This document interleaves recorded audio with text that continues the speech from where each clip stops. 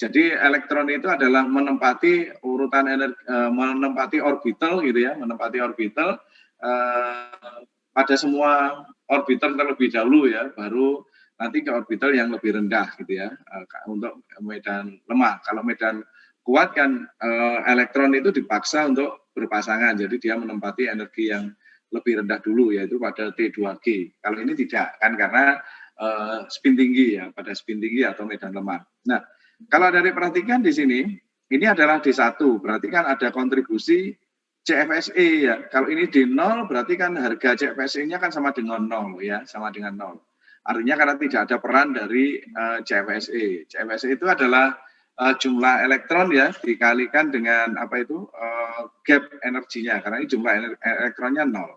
Nah, yang di sini ini untuk Mn ini adalah D5, maka karena tadi spin tinggi, maka 5 buah elektron itu akan diorientasikan pada orbital T2G dan orbital EG. Betul ya? Halo, adik-adik? Apakah bisa diikuti penjelasan saya? Ya, Pak. Ya, Pak. Ya. Terus kemudian yang D10, berarti kan di sini ada 6 elektron yang mengisi pada orbital T2G, dan ada 4 elektron yang mengisi pada orbital EG, gitu ya. Karena di sini ada 3 elektron yang mengisi pada orbital T2G, maka kan 3 tadi dikalikan 0,4, begitu ya, min 0,4. Kemudian yang 2 itu dikalikan dengan 0,6, ketemunya kan min 12 delta 0, dan yang satunya adalah ketemu plus 12, sehingga karena sama-sama min 12 dan plus 12, harga CFSE-nya sama dengan 0. Betul ya? Yang D10 juga demikian gitu ya, karena ada 6 dan yang di atas ada 4 ya. Ini juga ketemunya 0. Nah, ini ya, ke sini, kembali lagi ke sini. Ini untuk D2, berarti kan dikalikan peran dari CFSE tadi adalah 2 kali 0,-4 atau min 0,4 ya. Kemudian di sini ada 3, berarti kan ini paling tinggi ya, karena ada 3 ya, berarti 3 kali min 0,4. Di sini ada 4, berarti kan ada 1 yang sudah berpasangan gitu ya, 1 ada yang sudah berpasangan, berarti tinggal 2 saja, berarti kan sama dengan yang ini ya, harganya sama, karena sama-sama harga CFSE dikontribusi oleh 2 elektron yang tidak berpasangan. Kemudian untuk D6, ini berarti ada 1 elektron yang tidak berpasangan. Kemudian D7 ada 2 elektron yang tidak berpasangan ya. Kemudian D8 ada 3 elektron yang tidak berpasangan. D9 ini ada 2 elektron lagi yang tidak berpasangan. Ini 0 kan gitu ya. Jadi seperti itu kira-kira ini membuktikan dari hasil percobaan ini, karena tetapan stabilitasnya adalah seperti ini ya, ini membuktikan bahwa ada peran CFSE, di mana untuk atom pusat yang harga CFSE-nya sama dengan 0, itu harga tetapan stabilitasnya itu adalah naik sesuai dengan kenaikan jari-jarinya. Sampai di sini bisa dipahami, adik-adik?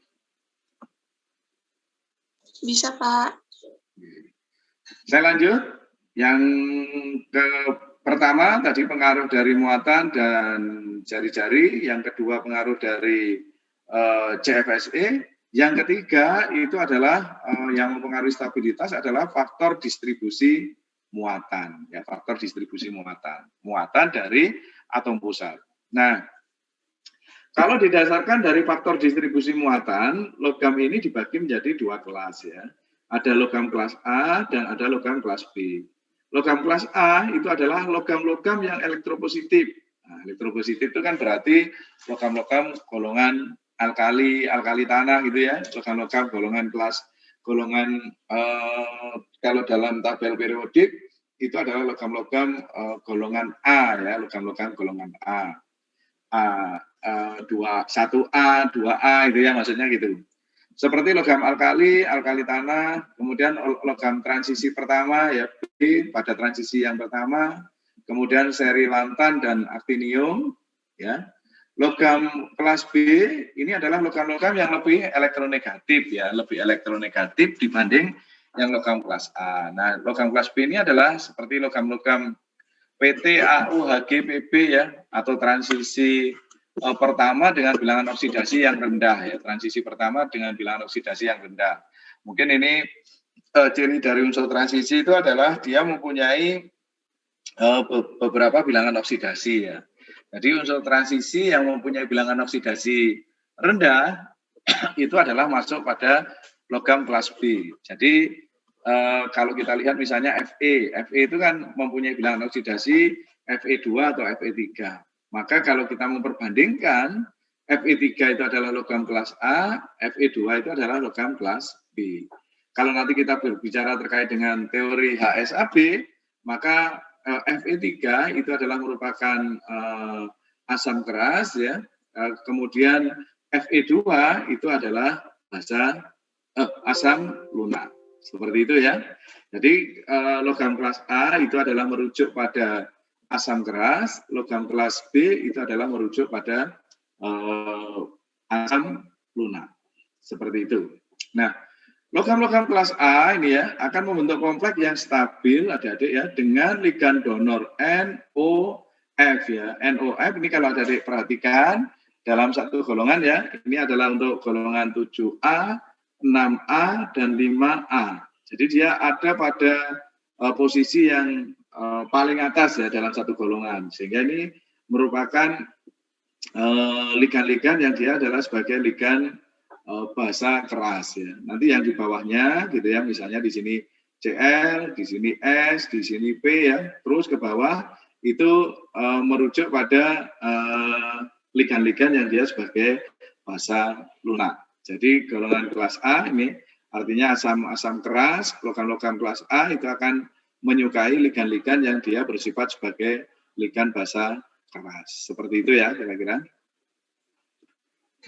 Kemudian yang pertama tadi adalah kita bicara terkait dengan pengaruh atom pusat. Jadi pengaruh atom pusat itu ada 3 ya. Yang pertama tadi adalah jari-jari muatan, CFSE, dan yang ketiga adalah distribusi muatan.